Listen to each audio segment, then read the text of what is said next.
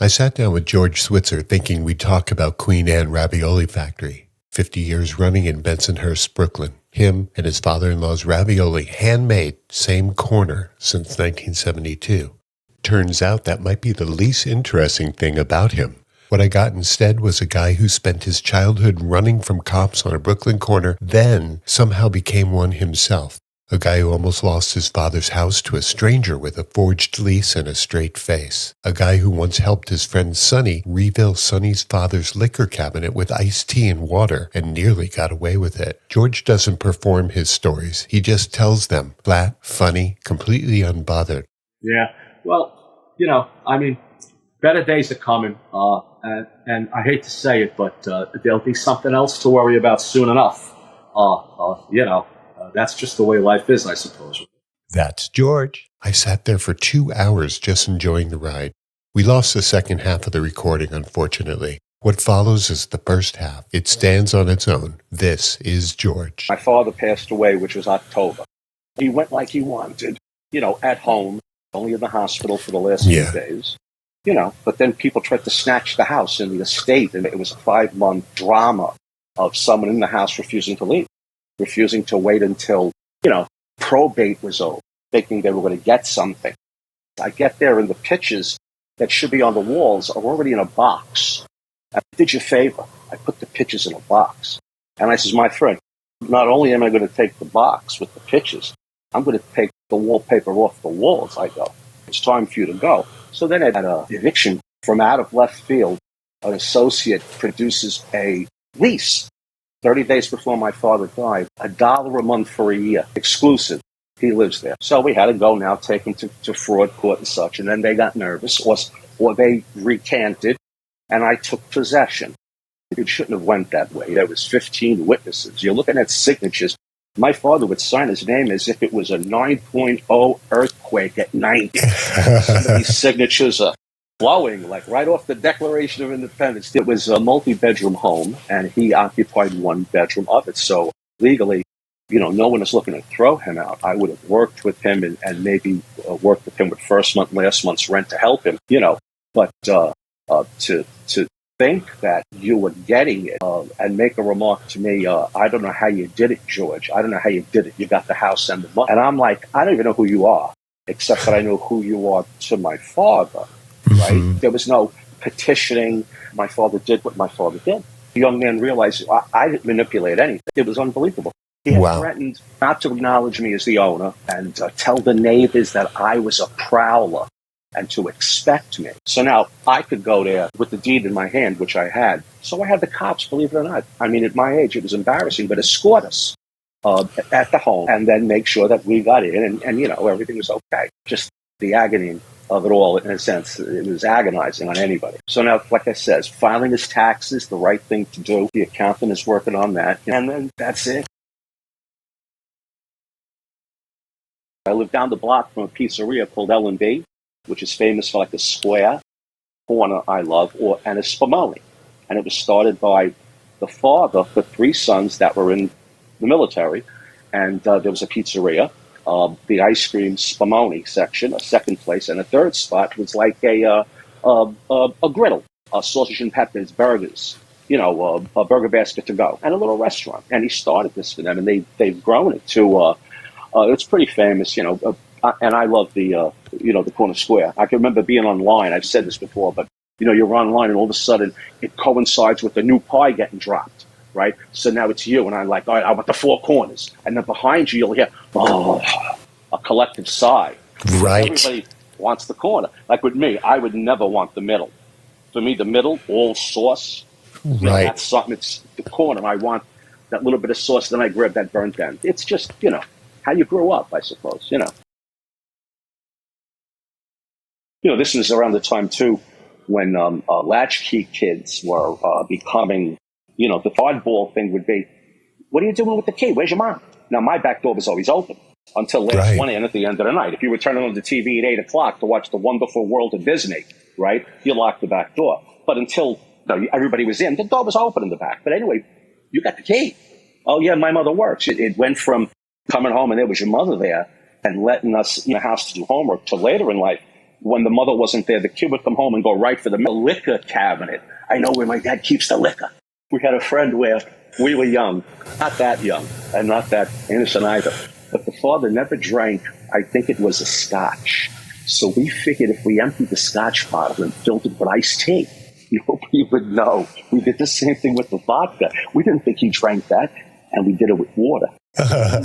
One day we hear in someone that he has in his bar, because I was over the house, right? He goes, I don't know if Sonny, give me another shot of vodka. And then all of a sudden, Sonny realizes it ain't going to get any heavier. It's water he's pouring in. We got caught.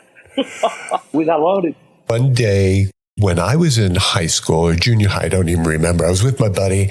We cut school because it was a day that I thought no one would be home. We broke into my dad's liquor area. We had way too much bourbon. And guess what? Dad came home early from his job, caught us both crawling on the floor throughout the kitchen and living room because we couldn't walk. And that was the last time I ever had bourbon. I went to Italy, and this is late 80s. I'm eating a braciole, right? The wrapped beef. Oh, my God. This is delicious. It's so tender. Wow. I didn't know Italy had beef like this. And then all of a sudden, somebody makes the Mr. Red. Ooh. Oh, no, really? Wow. I says, please, first things first, right? It was delicious.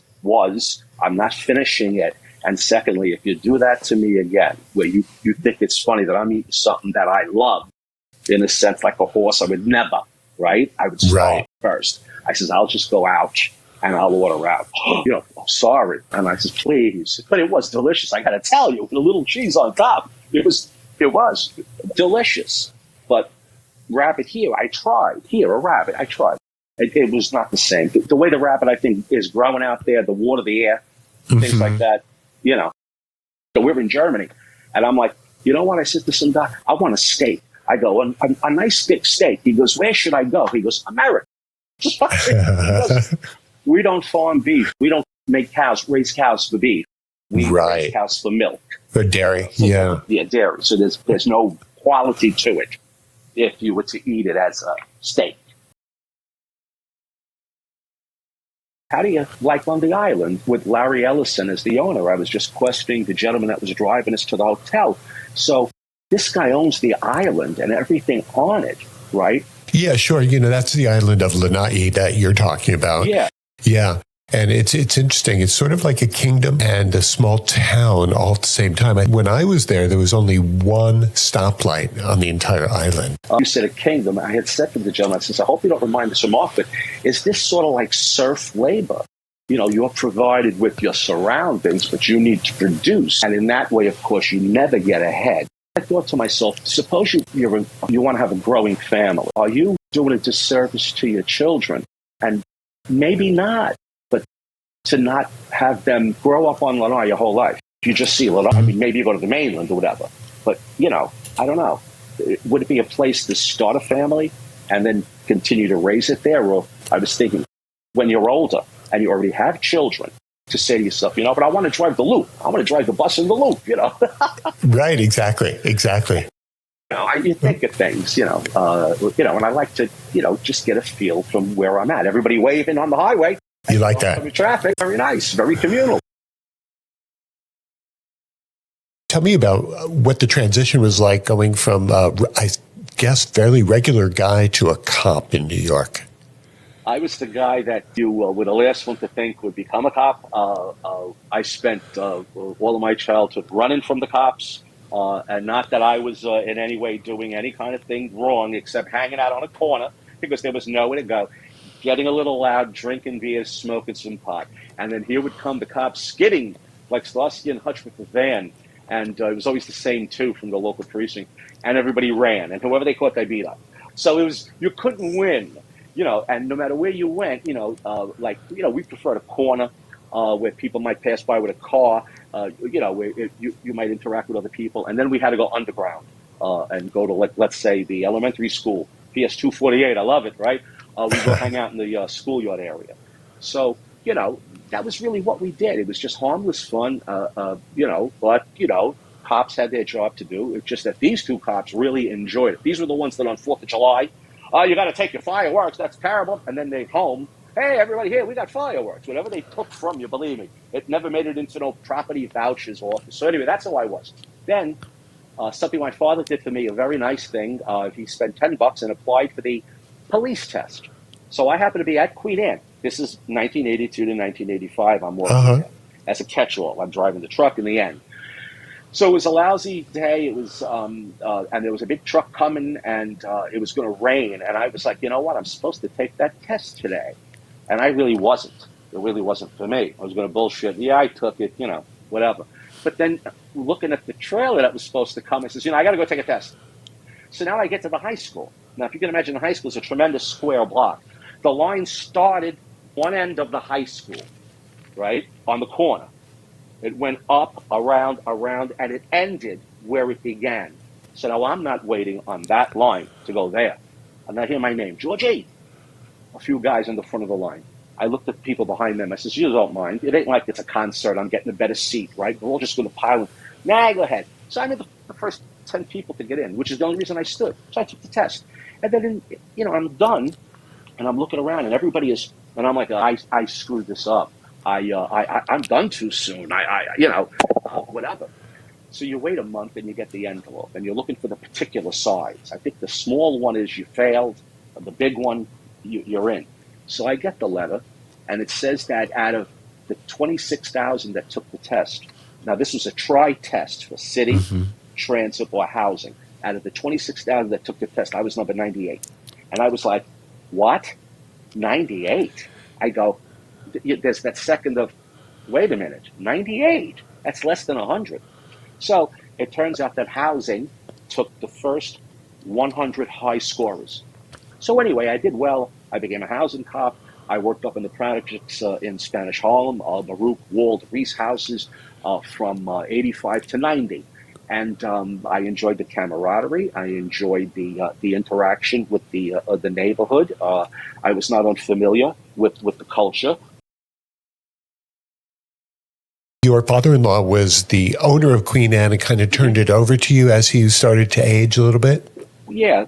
He wanted to take a more relaxed approach. If he wanted to go to Italy, you were always guided by, well, the store will be closed a week. Okay, I got a week.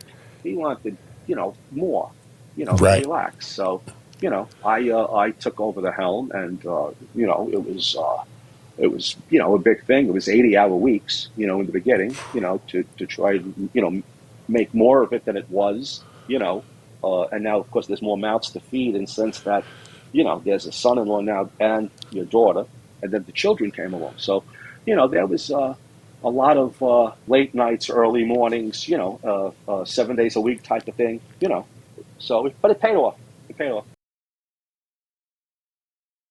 Negatives, When did you realize that? It sounds like this is more towards recent past than long ago past. I was a kid growing up in Brooklyn, so you would go to, on a Wednesday, parochial school. So it was called catechism. You get picked up in the yellow school bus. On a Wednesday, you did a half an hour. I walked in through the front door, and I slid out the rectory. I took a slow walk home because it wasn't that far, and my mother thought I was done. And then you realize, or I didn't, there was a test at the end.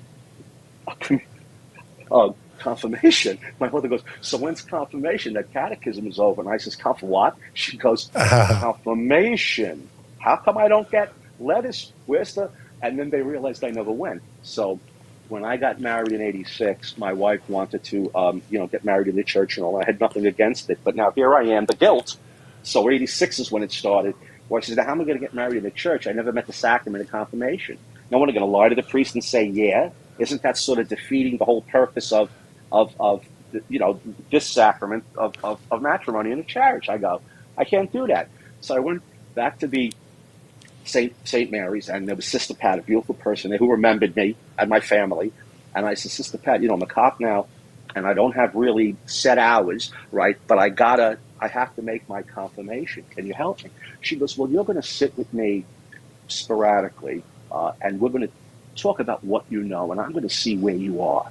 So we met about 5 or 6 times, and we discussed everything to do with it. And she says to me in the end, I think that you have a better grasp, right, than most of the people that are involved in learning it right now. She goes, you're ready. So then I'm thinking, well, now when I go, right, I'm going to be the big jooch, right? 1986, I'm 25, 26 years old. I'm going to be the big jooch top. That's making his confirmation. I says, maybe I'll get close to a little kid and they'll think I'm like the uncle.